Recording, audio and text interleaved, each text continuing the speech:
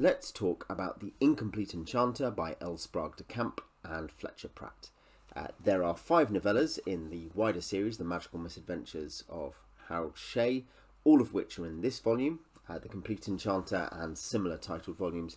The Incomplete Enchanter is volume 1 of the Misadventures and is the first 2 novellas in that series. There are some much later short stories by Sprague de Camp and by other authors, which aren't generally, I think, spoken about as part of the canon, if you will. They're basically comic fantasy with innovative, interesting magic systems, which at a historical level are probably what would interest most fantasy readers now. The basic idea is that there's some psychologists from... these were written in 1941, by the way, these 2 novellas. There's some psychologists from Ohio, and they work out that there must be a reason why we believe in magic, and their theory, and they kind of prove it basically, is that this is because magic is bleeding over from parallel universes, and that's because there are scientific laws applying to magic, and they end up making some magical formulae.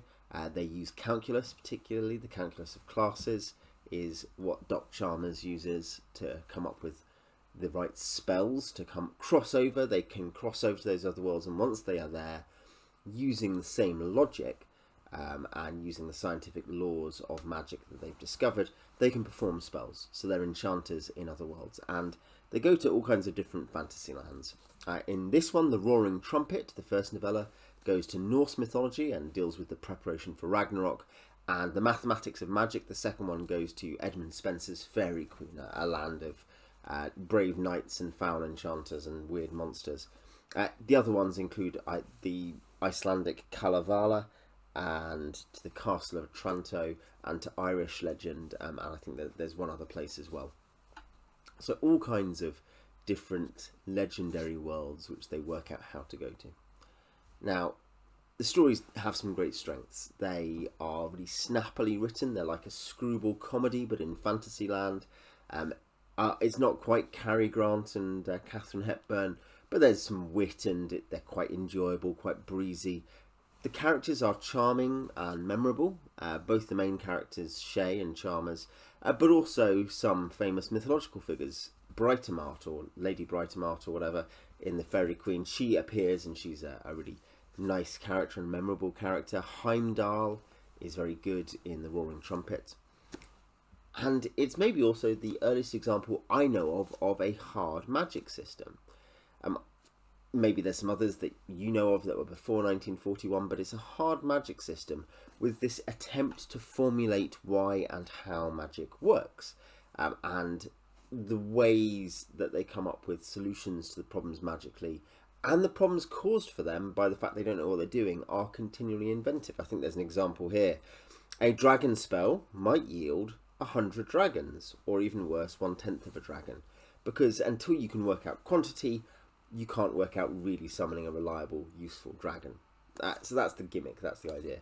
And you can see it's playing with fantasy tropes in that you can see its influence on later comic fantasy.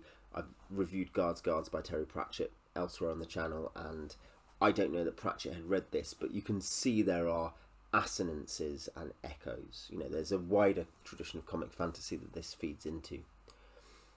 The scene changes, the locations covered, the variety of monsters, mythical figures faced, they're all very impressive, and it's wide, it's enjoyable, it's fun to read, this book. They are ultimately forgettable stories. The stakes are high for the characters, but they are basically low for the audience, because nothing that bad is going to happen to the main 2 characters. They are silly picaresques. They're fun to read. They're candy floss, though. There's not much depth to them. They're madcap, slightly silly stories. That's not automatically what comic fantasy has to be. As I talk about in my review of Guards, the point is that Pratchett's genius is to be incredibly funny and incredibly, actually quite powerful and emotive.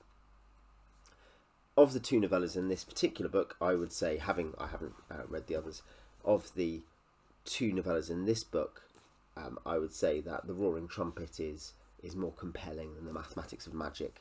I think The Mathematics of Magic is oddly paced. It feels a bit more like, oh, here's a scene. But they are fun. So as a historical artifact and as basically fun books, I think these are worth reading.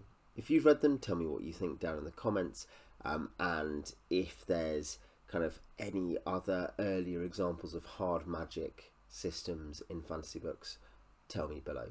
Till next.